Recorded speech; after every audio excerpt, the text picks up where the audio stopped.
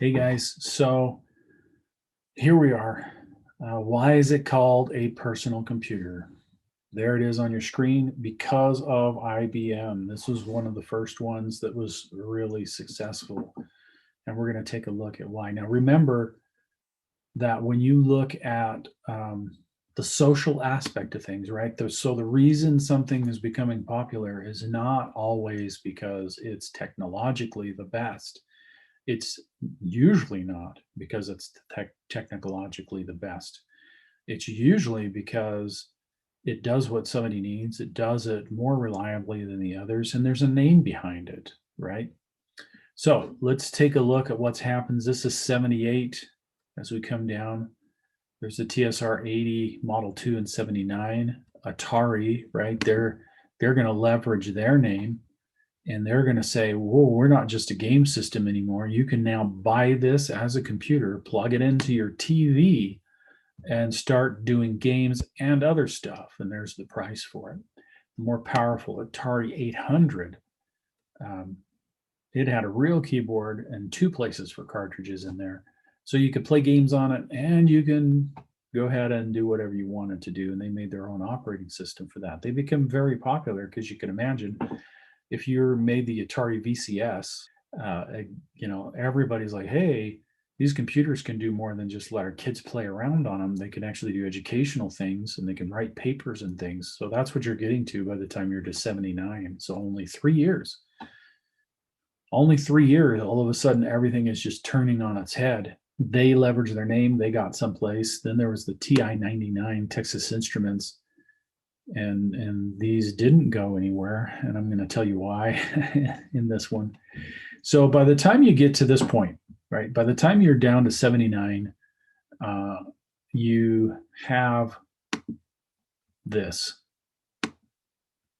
C64 came out, and we'll show you the Commodore 64.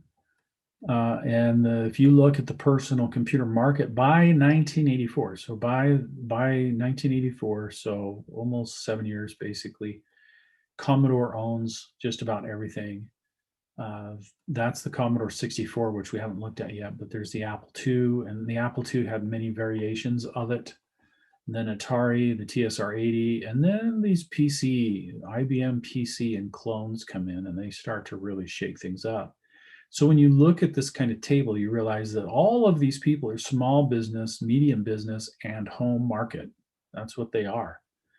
They're the ones in what we talked about before that are the risk takers. They're the ones that are the innovators. They're the ones that see, oh man, this is going someplace, and I really want to prepare my kids. Or maybe they're really young, right? Maybe they're just in college and they're like, gosh dang, I need to prepare myself for computers because all these businesses are going to start moving them. They're the ones that see it. Wow. The VIC 20 is the predecessor to the Commodore 64, and it's massive. And so basically everything that's happening at the home market level and the small business level is just booming. And that's when IBM really starts to see, as a matter of fact, let's look in 1981. There's IBM Systems 23. I don't know if they have a picture for this. Oh, they do. So see, this is starting to look more like a PC. Now, if we look at the price, it's still not priced like a PC. They still have that problem. And so, actually, as a matter of fact, there's the TSR 80 pocket computer. Yeah, pocket-sized computer. You could actually code on that thing. Just amazing. Apple released the Apple III, which is really meant to springboard into business. So this is like a business type. That's why it looks the way it does, right? We're serious. But they really rushed it, and apparently these would overheat and just lock up constantly.